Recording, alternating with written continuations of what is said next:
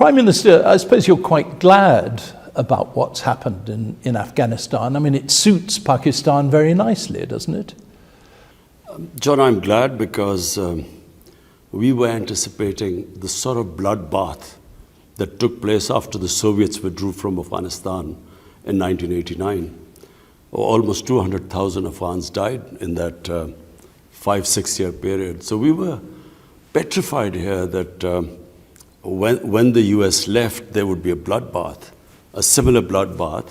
And for Pakistan, there were consequences. Most of all, refugees. We already have 3 million refugees, and we have no capacity to take any more. And secondly, if there was a protracted civil war in Afghanistan, which is also what we feared, because we never thought Taliban would just take over Afghanistan. We thought they would immediately take over the Pashtun areas, but there would be, we thought, a civil war. So that too would have had implications for Pakistan. So from that point of view, no bloodshed, relatively, it has been a peaceful takeover. So up till now, yes. But what happens from now onwards is a lot of concern to us. But the Taliban are really a Pakistani creation, aren't they? Absolutely not.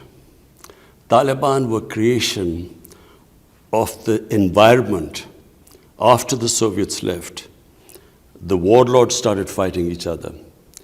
And in that chaos emerged Taliban. And why did Taliban emerge? Because they gave people a semblance of rule of law, which did not exist before. Previously, when this is before Taliban took over, every 50 miles there was a checkpoint. There was a warlord who would then take money. And so it was a fractured Afghanistan after the Soviets left. So Taliban gave people a semblance of rule of law. And that's why they prevailed in Afghanistan. And so... Sorry, excuse me, though. You were saying there wasn't the rule of law in Afghanistan for the last 20 years when people's lives were lifted up beyond anything they'd ever experienced? No, John, I'm talking about when Taliban took over in 96. I'm talking about that period, when from 96 to 2001, so they were not a creation of Pakistan. Pakistan actually was backing Gulbuddin Hikmatyar. He was the faction Pakistan was backing against Ahmad Shah Massoud. Another extremist, another Islamic extremist. Well, all the Mujahideen were religious, fighting in the name of religion. They were doing jihad. So they were all Mujahideen. They weren't secular people who were still fighting the Soviets. But all I'm saying is that when we backed one faction, in my opinion, we made a huge mistake. Because we should not have interfered. We should have just, whatever government the Afghans wanted, we should have backed them. So when you back one faction, the other turns against you. So in my opinion, it was a mistake. Pakistan made a mistake. But Taliban came out of nowhere at that time. I'm talking about 96. But now they also came out of nowhere, and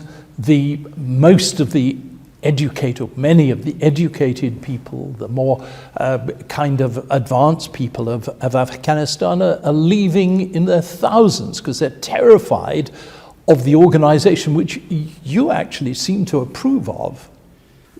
John, this is just not true. First of all, you must understand that Afghanistan has a history. Afghanistan has resisted invaders throughout their history. I mean, you would know the British in 1842 when they invaded Afghanistan. Initially, it's a country which is easily invaded, but then starts the resistance, and slowly it grows. It happened against the British. Exactly the same thing happened against the Soviets. Initially, there was hardly any fighting, but then gradually, even when almost 1 million Afghans died, the fighting was more intense at the end. So similarly, when the Taliban were dislodged in 2001, initially there was nothing. But gradually the resistance grew. And from people like us from 2008 onwards, I went specifically to America to tell the think tanks. I met Senator Joe Biden, I met John Kerry, a senator at the time, and I explained to them there was not going to be a military solution. And at that time, they could have had a political solution. In other words, sort of an inclusive government. But the US kept going for a military solution, which there wasn't one. So Pakistan was not responsible for this current situation. It was actually the coalition trying to find a military solution which didn't exist. And secondly, and John, we never knew what the US, what their idea of victory was in Afghanistan. I mean, if it was Al-Qaeda and Osama bin Laden, Al-Qaeda was decimated in the first 2 years. It was finished. So what did US hope to achieve? Nation building, democracy, liberating their women. Whatever these aims were, these were not going to be attained through military action. When the Taliban took over, you were quoted as saying that Afghanistan had thrown off the shackles of slavery. You must be really embarrassed by that quote now, aren't you? I know. Look, first of all, I was making a speech in Urdu. The speech was about, we were inaugurating, for the first time in Pakistan's history, one curriculum for the whole country. Until Pakistan inherited the sort of colonial system, which was for a tiny elite, it was the English medium education system. For the rest, it was Urdu medium. So we had this two-tier system in Pakistan, one for the elite, one for the masses. So after 70 years, my government, finally, we had a unified curriculum up till class 5, and I was inaugurating them. And my exact words were that mental slavery is far more difficult to shed off than physical slavery, and I mentioned Afghanistan. So it was in that context.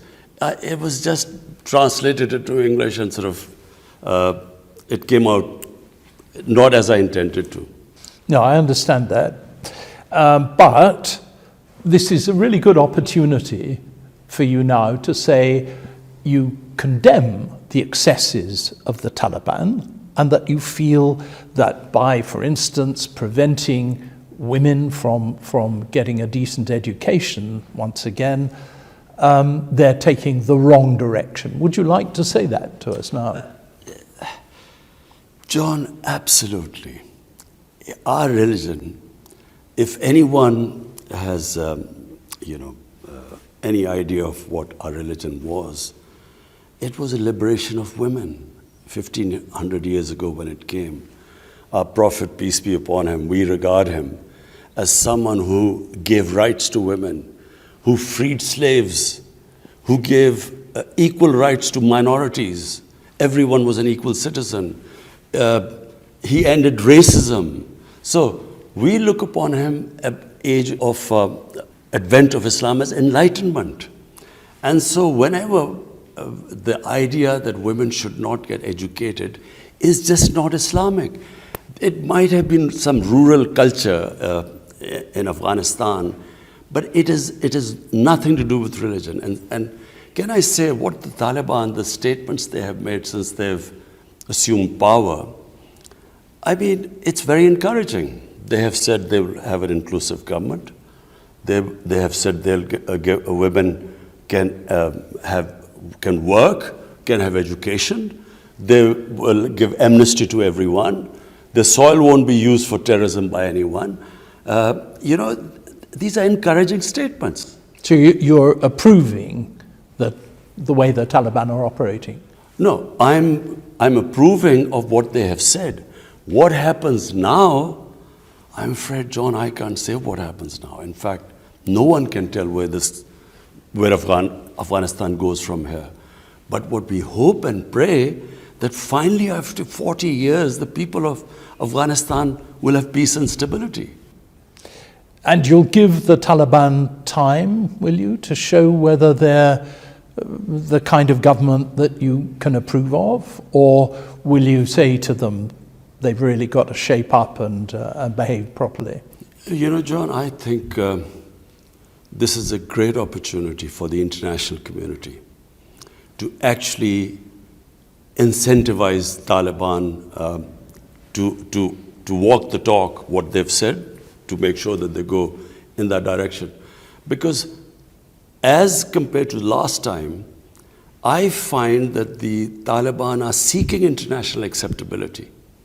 I think they recognize that the situation in Afghanistan, unless the international community helps them, this could really spiral out of control, and it could really, there could be a huge humanitarian crisis. So I think that they are reaching out to the international community, and that gives leverage to the international community to make sure the statements they've made, they actually implement them. I must say, from my own experience in Afghanistan, what tends to happen is that the Taliban leaders say one thing, but real day-to-day, moment-by-moment power exists in the hands of the people, the vigilantes that go around the streets. They're the ones that decide what the state of Afghan kind of society is. And it doesn't really matter what the top Taliban leaders say, life is still going to be pretty terrible for ordinary Afghans. John, again, you know, I cannot say which way Afghanistan will go from here. And as I said, we are quite tense that if this, my biggest worry right now is the looming humanitarian crisis. Because remember, 75% of Afghanistan's budget was foreign aid. So once you take away the foreign aid, they are facing a huge crisis ahead. So where Afghanistan goes from here, I don't know. But all I can say is that they clearly, from watching from outside, there are factions within the Taliban. They're clearly the Taliban who are at the moment at the helm are trying to get international acceptability. But then there are those who have been in the field for 20 years, who would claim that they'd given a lot of sacrifices. I would imagine there would be a lot of problems within the Taliban.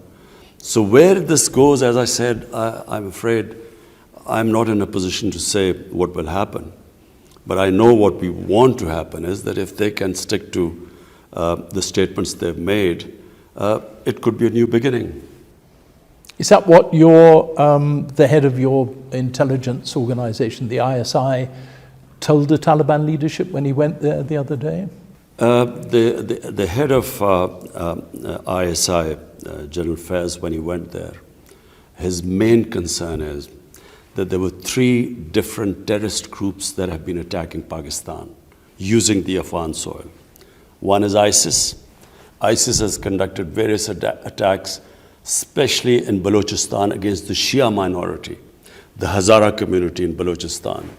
Then there are the Tehreek-e-Taliban Pakistan, the Pakistani Taliban, who were pushed out from here and who were in Afghanistan, who conducted attacks into Pakistan.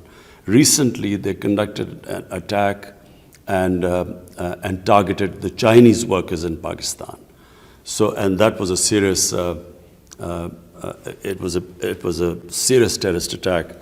And then thirdly, there are the Baloch terrorists, the separatists who use Afghan soil to conduct attacks in Balochistan.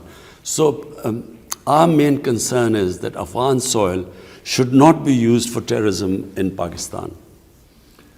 I see that. I just find it hard to understand how the Pakistan Taliban can be terrorists in Pakistan's view, but not the Taliban that they support, have close links with in Afghanistan. Surely they're terrorists too in those terms. But John, look, Pakistan sided with the international coalition, with the United States after 9/11. Pakistan is the country that suffered more than any other coalition partner. In fact, all the coalition partners of US put together, they did not even suffer a fraction of the casualties what this country went through. 80,000 Pakistanis died because we joined this war against the Taliban. Remember, we were the coalition. All the logistical support to fight the Taliban or to dislodge them went through Pakistan. Pakistan was an ally. And the only ally that almost, there was a point we thought we were going down because there were 50 different militant groups attacking the state of Pakistan. And there were different types of Pakistani Taliban. There were no militant Taliban in Pakistan before we joined this coalition. So we were considered collaborators. The old Mujahideen groups who we had trained, financed by the United States, who were fighting the Soviets, they called Pakistan collaborators and targeted us. So this country took the greatest amount of suffering by being part of the coalition. So the reason why the Taliban are back in power is not because of Pakistan. If you want to know the real reason why they're back in power, all you have to do is do an analysis. Why did 300,000 well-equipped Afghan army give up without a fight to 65, 70,000 lightly armed militia? If you go into the details, which we have, that is the reason why the Taliban are back in power. It's not because of Pakistan.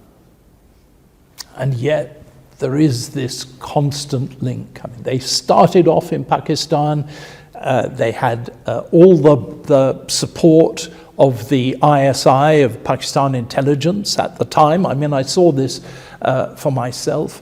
And they're now back. And there is a definite sense here that Pakistan has gained because in India, your big opponent has been thrown out of Afghanistan completely, and you're the ones that are benefiting. But John, look, you must know the situation, and you do know, because you know this part of the world better than others. Pakistan, after the US, Soviets left Afghanistan in '89, and so did the US. Pakistan at the time was left with 5 million refugees. 5 million refugees stayed in Pakistan. After 9/11, there were still 3 million refugees in Pakistan, Afghan refugees, and all of them were Pashtuns. So what happened after the Taliban were dislodged? You must understand what happened. Firstly, all the border along the Pakistan side, what was called Fatah, or the tribal areas, there were Pashtun tribes which were split by the Durand line, where there was no border. There was a free flow of people right from the time, since we existed. When the Soviets were in Afghanistan, this is from where the whole jihad was launched, because there's no border there. And it's 2,600 kilometers of border between two countries. This is the first time since my government we fenced 90% of it. So what happened was, the tribes this side, it wasn't because of Taliban ideology, it was Pashtun ethnicity, the Pashtun nationalism, that they sided with the Afghan Taliban. They ceased to be Taliban, they became Pashtun, which always has happened throughout history. The 80-year history of British in the tribal areas of Pakistan, throughout the 80 years, there was some part or the other, there was fighting going on. There were more British soldiers that died in Waziristan than in the whole of India. So this turned against Pakistan. After the moment we sided with the coalition, they turned against us. And that's how we lost 80,000 people here. So there were 50 different groups operating against us. So what was Pakistan doing? And ISI. Number job was to protect our own people.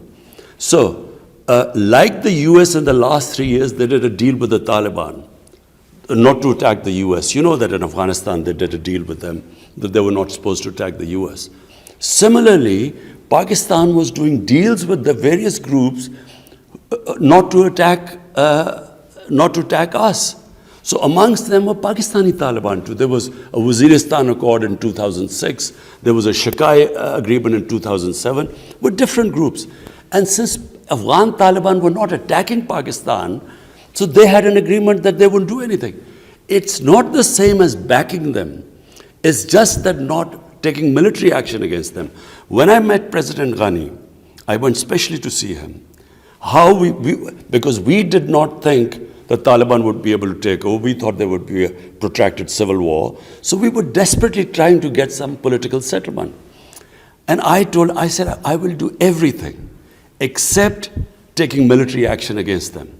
Tell us what we will do, we will try and convince them, and we did everything. Unfortunately, they would not accept President Ghani. Pakistan's got one really important lever that it can use to get what it wants in Afghanistan, and that is the question of recognizing the Taliban as the legitimate government. Are you going to do that? Just one thing, John, I want to make clear. People don't understand the Afghan character. Afghans are this country which does not accept outside interference. We were the three countries in 2001 that recognized the Taliban government. When, after 9/11, the US asked us to help them flush out Al-Qaeda or ask the Taliban to give up Osama bin Laden, Pakistan tried its best. They flatly refused Pakistan. So, this idea that Afghanistan can be sort of controlled from outside, it's never happened in history. The moment any head of Afghanistan is perceived as a foreign puppet, he loses credibility there. So, what you're saying is that Pakistan has this leverage about recognition.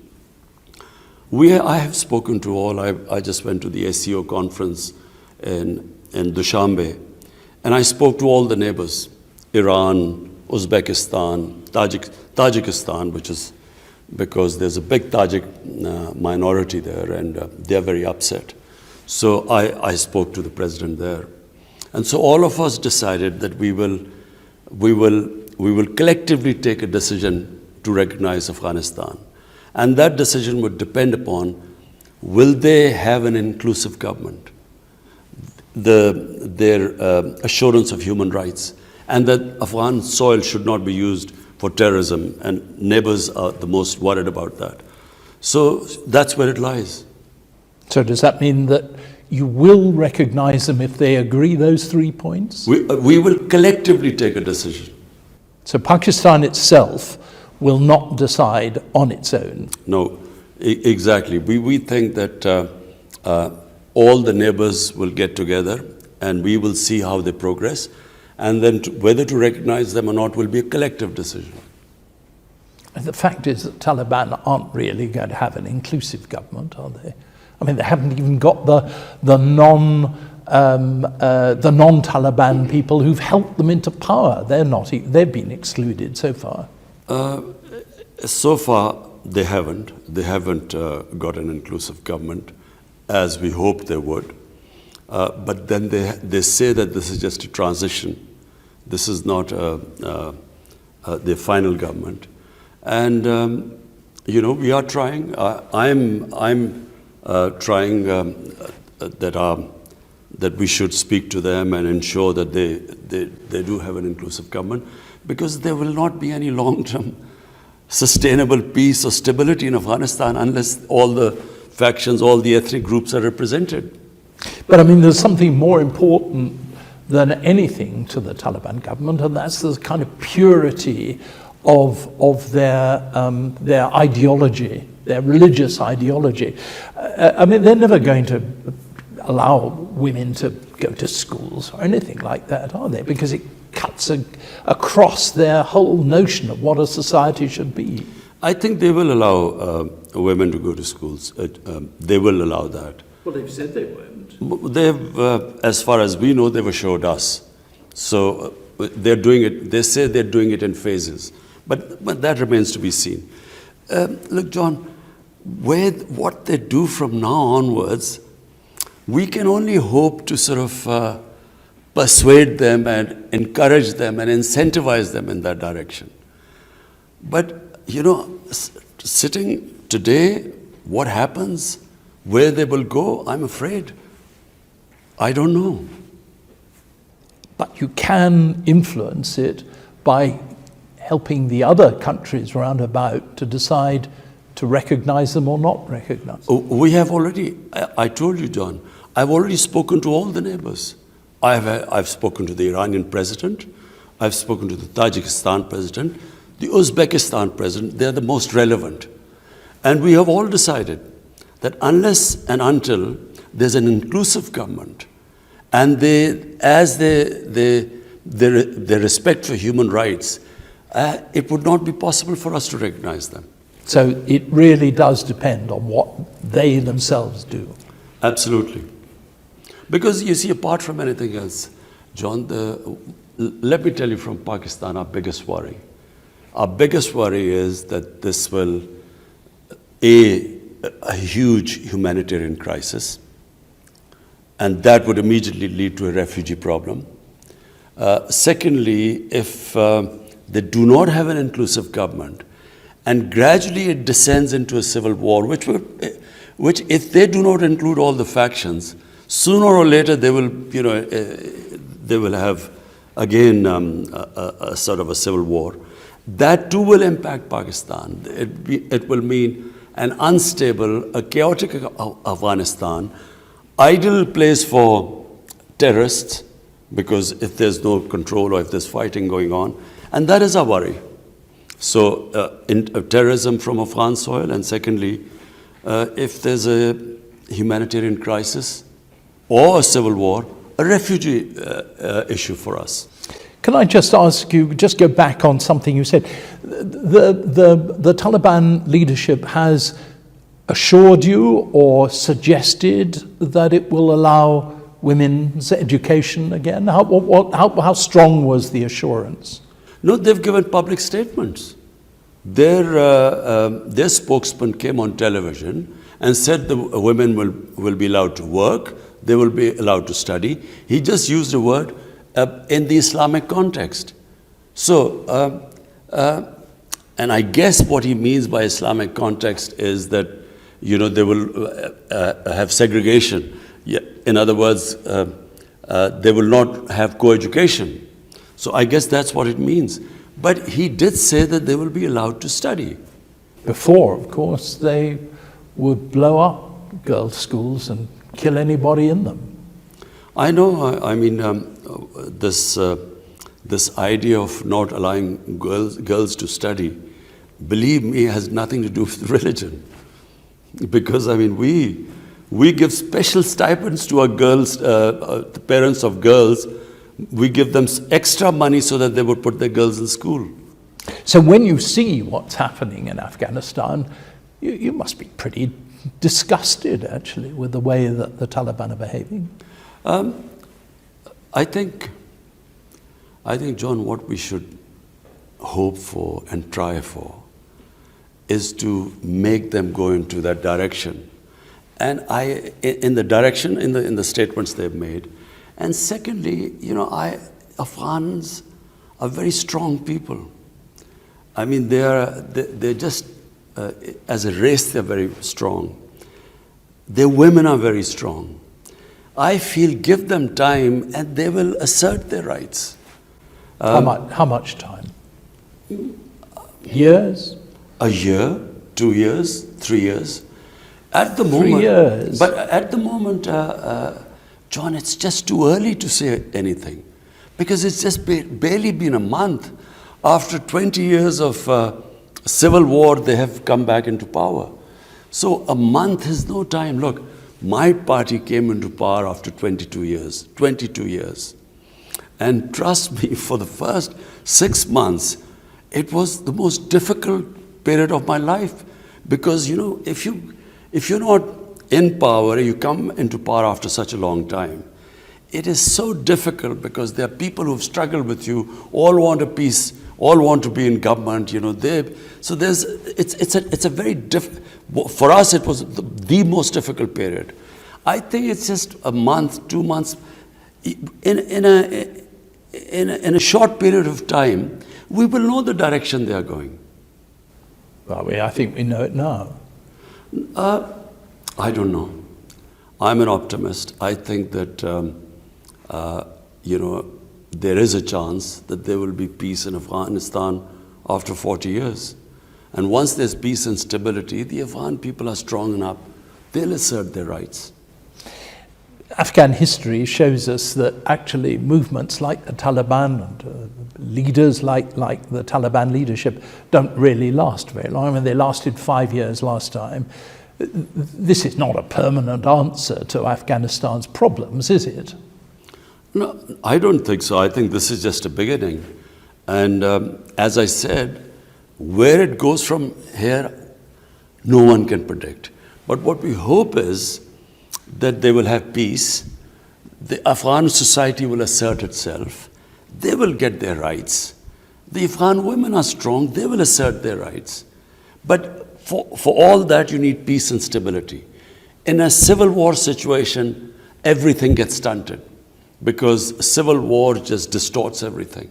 So peace is the key, and we hope that once there's peace, Afghanistan will move in the right direction. Can I ask you now the other questions, a couple for the Urdu? Okay. Relationship with India, between Pakistan and India, is really, really difficult at the moment, isn't it? Pakistan says that India must reverse Kashmir's special status. Is that realistic or unrealistic? देखिए John, मसला ये है कि जब तक हिंदुस्तान 5 अगस्त 2019 को जो उन्होंने कश्मीर की स्टेटहुड ली थी गैर कानूनी तौर पे, यूनाइटेड नेशंस सिक्योरिटी काउंसिल की रेजोल्यूशंस की ख़िलाफ़ वर्जी की थी कि जो बड़े वाज़े तौर पे कहते हैं कि ये डिस्प्यूटेड टेरिटरी है पाकिस्तान और हिंदुस्तान में, और सिर्फ एक प्लेबिसाइट के ज़रिए कश्मीर के लोग फ़ैसला करेंगे कि वो हिंदुस्तान के पास जाना चाहते हैं पाकिस्तान के पास। तो उसकी जब उन्होंने एक इंटरनेशनल कम्युनिटी की जो वादा किया था कश्मीर के लोगों से, जब उसकी ख़िलाफ़ वर्जी की, तो पाकिस्तान के लिए बहुत मुश्किल है उनसे बातचीत फिर से शुरू करने का। जब तक उसके ऊपर वापस नहीं आते, हम उनसे बातचीत नहीं शुरू कर सकते। How do you think that the success of the Taliban in Afghanistan will impact on the situation in Kashmir? जहाँ तक मुझे समझ है इसका तो कोई कश्मीर के ऊपर फ़र्क नहीं पड़ेगा, लेकिन किसी वजह से हिंदुस्तान की हुकूमत ये समझती है अफ़गानिस्तान में तालिबान के आने की वजह से कश्मीर पे फ़र्क पड़ेगा। मुझे तो ये समझ नहीं आती, क्योंकि अफ़गानिस्तान के लोग तो कश्मीर में नहीं लड़ रहे थे। तो मेरे ख़्याल में ये साइकोलॉजिकल है, असल में तो कोई फ़र्क नहीं पड़ना चाहिए तालिबान के आने से कश्मीर के ऊपर। Taliban haven't really responded very enthusiastically to your suggestion that they should set up an inclusive government. How do you get that? Is it really possible? देखिए, मेरे ख़्याल में इस वक्त बहुत जल्दी है। अभी तो 1 महीना हुआ है, एक हुकूमत 20 साल के बाद तालिबान वापस इक़्तिदार में आए हैं। 1 महीना हुआ है, 1 महीना बहुत जल्दी है जज करने के लिए। अभी तक जो तालिबान ने जितनी स्टेटमेंट्स दी हैं, उन्होंने कहा कि हम एक इंक्लूसिव गवर्नमेंट लेके आएंगे जिसमें सबको शामिल करेंगे, हर नेशनैलिटी को, एथनिक ग्रुप को, तो एक उनकी शिरकत करेंगे हुकूमत के अंदर। और उन्होंने ह्यूमन राइट्स की भी बात की है। तो उन्होंने अभी तक स्टेटमेंट्स तो सब ठीक दी हैं, लेकिन अभी बहुत जल्दी है कि सारी दुनिया उनके ऊपर नज़र रख कर ये रखी हुई है कि वो कब करेंगे। मेरे ख़्याल में 20 साल के बाद जब कोई हुकूमत इक़्तिदार में आती है, उसको टाइम लगता है। हम 22 साल के बाद जब हुकूमत में आए, तो हमें शुरू में बड़ा मुश्किल था कि एकदम हुकूमत भी चलाओ और फिर किसको शामिल करो, क्योंकि जिन लोगों ने कुर्बानियाँ दी हैं वो सारा हुकूमत का हिस्सा बनना चाहते हैं। लेकिन मेरे ख़्याल में तालिबान भी ये जानते हैं کہ اگر افغانستان میں امن آنا ہے, اگر اسٹیبلٹی آنی ہے, تو اس کے لیے بہت ضروری ہے کہ سب کو شامل کیا جائے. مثلا تاجک ہیں, ازبیک ہیں, ہزارہ ہیں, ان ساروں کو حکومت میں شامل کیا جائے, اور تب ہی ایک اسٹیبل گورنمنٹ بنے گی. Thank you very much indeed. That was lovely. Really nice. Thank you.